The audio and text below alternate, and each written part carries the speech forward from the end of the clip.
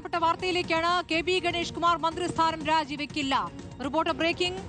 വിശദാംശങ്ങളുമായി ഇപ്പോൾ കെ സജീഷ് ഉണ്ട്. സജീഷ്, ഗണേഷ് കുമാർ രാജിവെക്കില്ല എന്ന തീരുമാനം ഗണേഷിന്റേത് മാത്രമല്ല, ഇപ്പോൾ മുന്നണിയുടെ തീരുമാനമായി വരികയാണോ? സ്മൃതി, തീർച്ചയായിട്ടും ഇപ്പോൾ ഏറ്റവും പ്രധാനപ്പെട്ട ഒരു വാർത്തയാണ് പുറത്തു വരുന്നത്. മന്ത്രി ഗണേഷ് കുമാർ രാജിവെക്കില്ല എന്നതാണ്.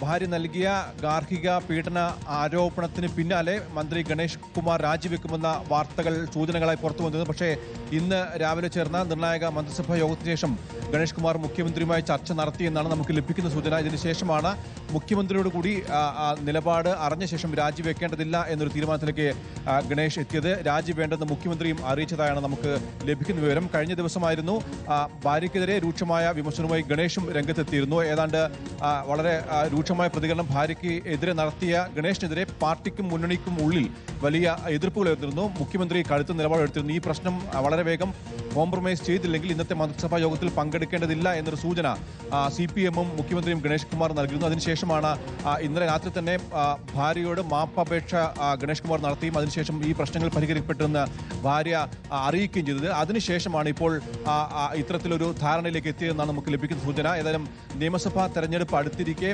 വലിയൊരു പ്രതിസന്ധിയിലേക്ക് പോകുന്ന വിഷയം പിന്നീട് പരിഹരിക്കപ്പെട്ട പശ്ചാത്തലത്തിലാണ് രാജി വേണ്ട എന്ന നിലപാടിലേക്ക് എത്തിയത്. മുഖ്യമന്ത്രിയും ഇക്കാര്യം ഈ ചർച്ചയിൽ അറിയിച്ചതാണ് നമുക്ക് ലഭിക്കുന്ന സൂചനകൾ.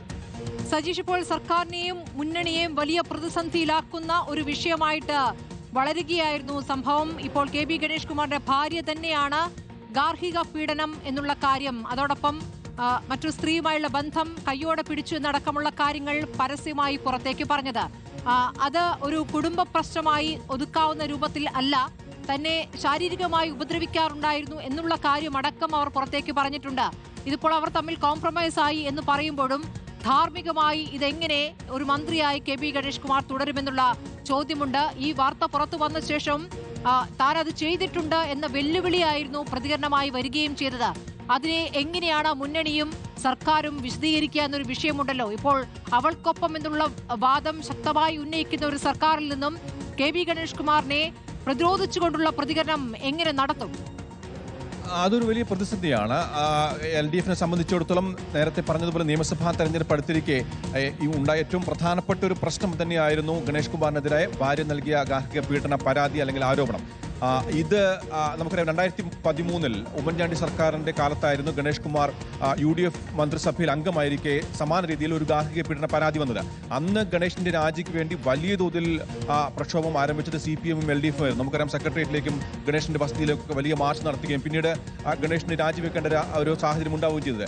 സമാനമായ ഒരു ആരോപണം LDF ഭരണകാലത്ത് ആവർത്തിക്കപ്പെടുമ്പോൾ ഒരു നിലപാട് മാറ്റം LDF-നെ സംബന്ധിച്ചിടത്തോളം വലിയ പ്രതിസന്ധിയാകും. അതായത് ഇതിനകം തന്നെ പ്രതിപക്ഷ നേതാക്കൾ എല്ലാം തന്നെ ഗണേഷിന്റെ രാജി ആവശ്യപ്പെട്ട് രംഗത്ത് വന്നിട്ടുണ്ട്. വെള്ളാപ്പള്ളി നടേശൻ അടക്കമുള്ള LDF-നെ പിന്തുണയ്ക്കുന്ന സാമുദായിക നേതൃത്വങ്ങളും ഗണേഷിന്റെ രാജി ആവശ്യപ്പെട്ട് രംഗത്ത് വന്നിട്ടുണ്ട്. അതായത് നേരത്തെ ഈ ഒരു ആരോപണം വന്നപ്പോൾ ഗണേഷിന്റെ രാജിക്കായി മുറവിളി കൂട്ടി LDF-ഉം CPM-ഉം സമാനമായ ഒരു ആരോപണം വന്നപ്പോൾ ഗണേഷിനൊപ്പം നിന്നു എന്നൊരു വിലയിരുത്തലോ അല്ലെങ്കിൽ ഗണേഷിനൊപ്പം നിന്നൊരു വികാരമാണ് ഇപ്പോൾ പുറത്തു വരുന്നത്. സ്വാഭാവികമായിട്ടും എന്തുകൊണ്ടാണ് രാജി വേണ്ട എന്ന് മുഖ്യമന്ത്രി നിലപാടെടുത്തെന്ന് നമുക്ക് അറിയേണ്ടതുണ്ട്. പക്ഷേ ഇതൊരു കുടുംബ പ്രശ്നം മാത്രമാണ് എന്ന ഗണേഷിന്റെ നിലപാട് മുഖ്യമന്ത്രിയും CPM-ഉം മുഖവിലേക്ക് എടുത്തു എന്നാണ് നമുക്ക് മനസ്സിലാകുന്നത്.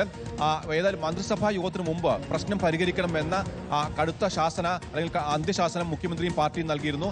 അതിന്റെ പശ്ചാത്തലത്തിൽ കൂടിയാണ് ഗണേഷ് ഭാര്യയോട് മാപ്പപേക്ഷ നടത്തുകയും ചെയ്തത്. ഏതായാലും മുഖ്യമന്ത്രിയും പാർട്ടിയും പറഞ്ഞ കാര്യം അക്ഷരം പ്രതി ഗണേഷ് കുമാർ അനുസരിച്ചു. അതിന്റെ പശ്ചാത്തലത്തിൽ ആ പ്രശ്നം പരിഹരിച്ചു എന്ന് ഗണേഷ് കുമാറിന്റെ ഭാര്യ അടക്കം പറയുകയും ചെയ്തു. ഇനി അതുകൊണ്ട് തന്നെ അത്തരമൊരു സാഹചര്യത്തിൽ രാജിയിലേക്ക് പോകേണ്ടതില്ല എന്നൊരു പൊതു നിലപാടിലേക്ക് ഒരുപക്ഷെ മുഖ്യമന്ത്രിയും പാർട്ടിയും എത്തിയതായിരിക്കും. എന്തായാലും ഇത് സ്മൃതി സൂചിപ്പിച്ചതുപോലെ തന്നെ ഇത് വിശദീകരിക്കാൻ LDF കുറച്ച് കഷ്ടപ്പെടേണ്ടി വരും. കാരണം നേരത്തെ സൂചിപ്പിച്ചതുപോലെ തന്നെ ഗണേഷിനെതിരെ മുൻപ് ആരോപണം ഉണ്ടായപ്പോൾ എന്തൊക്കെ കാര്യങ്ങൾ ആവർത്തിച്ചു അതൊക്കെ ഇപ്പോൾ LDF-നെ തിരിഞ്ഞുകൊത്തും എന്ന് ഉറപ്പാണ്.